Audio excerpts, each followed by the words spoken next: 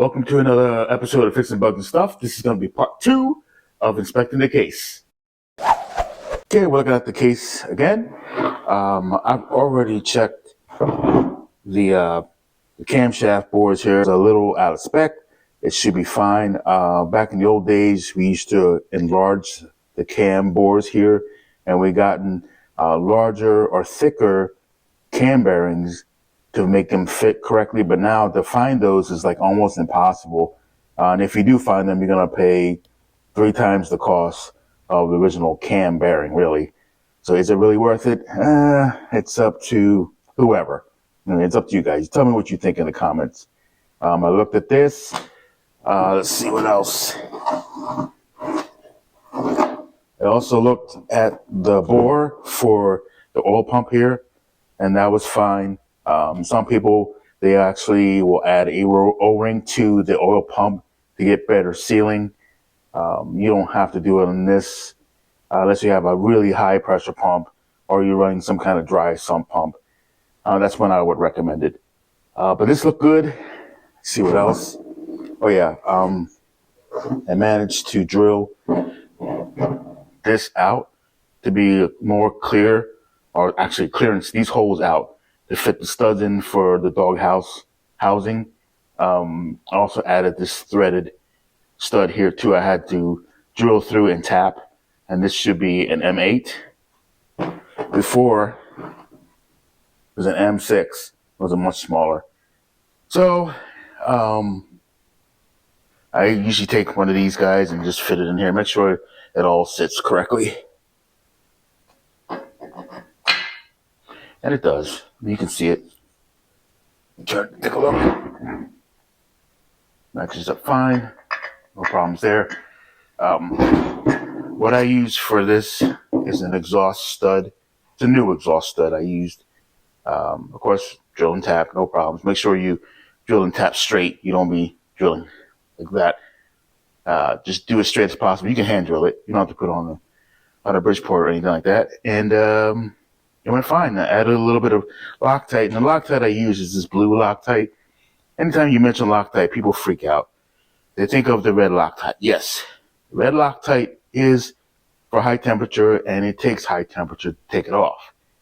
This blue Loctite, especially this type with the stick, it's meant for threaded bolts, threaded screws. It's meant for you to put it on, and it's not for it to back out. However, you can remove it. And it's why it's blue. That's why there's different colors. The red is for high temp, the blue is for medium, and there's a purple that's for really light duty. Let's see what else. So at this point, we have the case together. We talked about everything else, checking everything else, cracks. We talked about making sure that the studs that go in here for your cylinders, that's in the other video that you can see here. We talked about all that stuff. The next thing we're going to do, we're going to split the case, and we're going to check the oil galleys, meaning that where all the oil comes out, and I want to make sure all that stuff is clear. That'll be the next thing. So we're going to split the case now. Okay, we have the 2 halves split here, and what we're going to do is we're going to start taking out these dowel pins here, if you can see it, these dowel pins, and we're going to take off the rubber O-rings. They're only on this side. But I'm talking about the O-rings. They only sit on this side anyway. I'm going to take these off. I'm going to take these off first, the dowel pins. So let's do that now. Let me bring you over here. Okay, so what I usually do is take some vice grips and come in here. Let me get the light. Usually come in here and take vice grips, and we'll start with the first one. Well, actually, we'll start with this one here. And just kind of grab it and just pull straight up.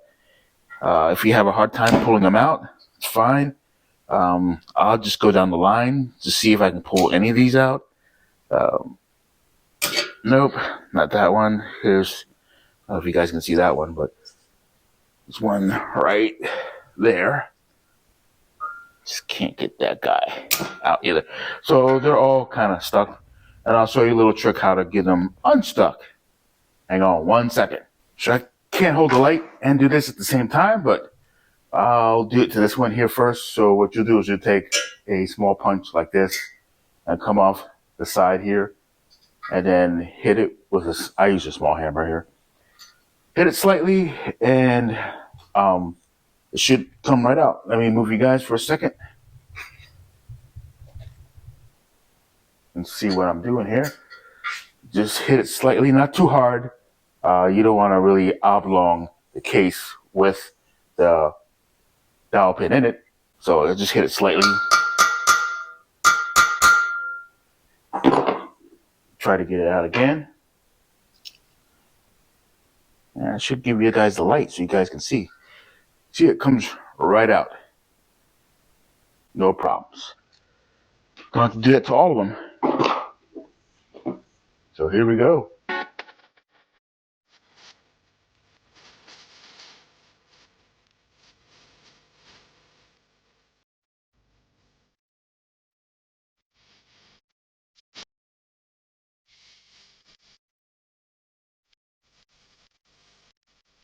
Okay, so all of the dowel pins are out of the case. You can see that here. No problems at all. Just a light tap, and they came right out. This one already had no dowel pin in it, so I didn't have to do anything to that one. So remember, there's 4 dowel pins on this half of the case, and there's one that goes over here. The other day, somebody brought in a case, and there was multiple holes for dowel pins on this half of the case. Like, that's not supposed to be. I don't know what they were planning to do. Maybe they had a spun bearing. They're trying to stop it from spinning, but that's not how this works. So, all right. So next step, we're going to take these O-rings off.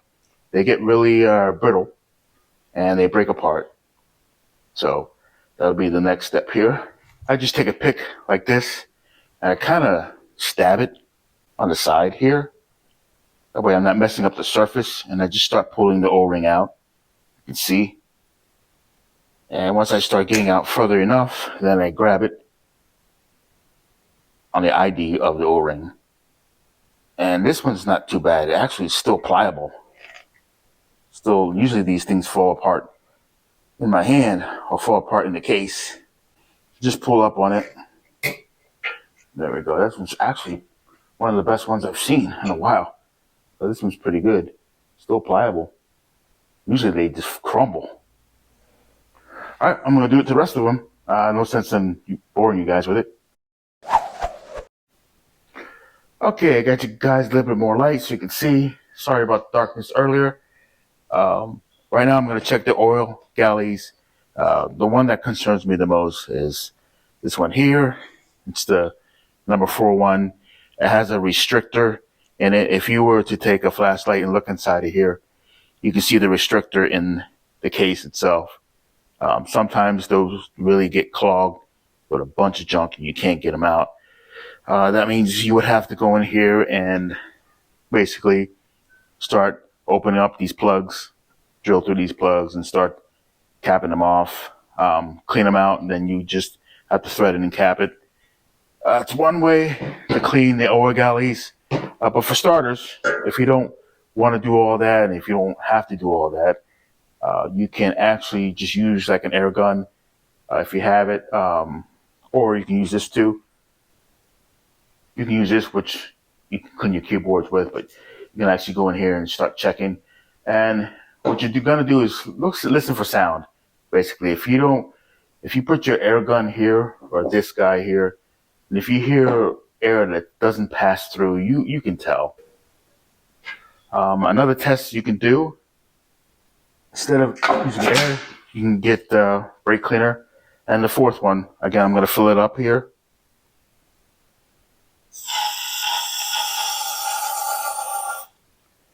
If I fill it up and none of the liquid goes away and it stays filled, if this oil galley or this oil passer stays full, that means it's not coming out anywhere. That means that this 4th galley here, or for number 4, is clogged. So that would have to be cleaned out. You would have to take one of the plugs out here and then clean it out. But I don't think that's the case on this guy. because it did drain. It did drain out. It's not filled up here anymore. If you want to know where it went, take your air.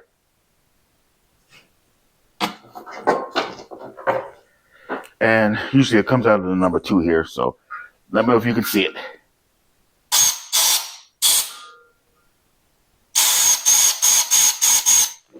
And there it is. You see the remnants? There, you guys can see it or not. You see the liquid came out nice and shiny here. That means the brake cleaner came out. That's good. So number 4 is not clogged. So just go along to each of these oil galleys and see if it's clogged. Listen for it. And if it is, you may have to take the plugs out and clean them out. So I already checked this half if there was any clogs. It's pretty clean, actually. I sprayed in there. I didn't see much of anything. As far as dirt comes out, very little dirt. So we'll look at the next half. The next half has oil galleys too, especially for the cam. They provide oil for the cam through the bearing.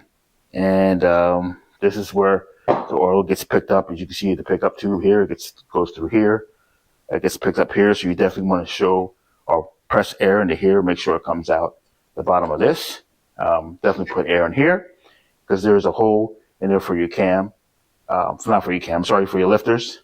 So I checked that on the other half of the case too. I checked, make sure that these oil holes or these oil galleys were cleared, and they were on the other half. I checked this one too. This one's fine. This one's good to go.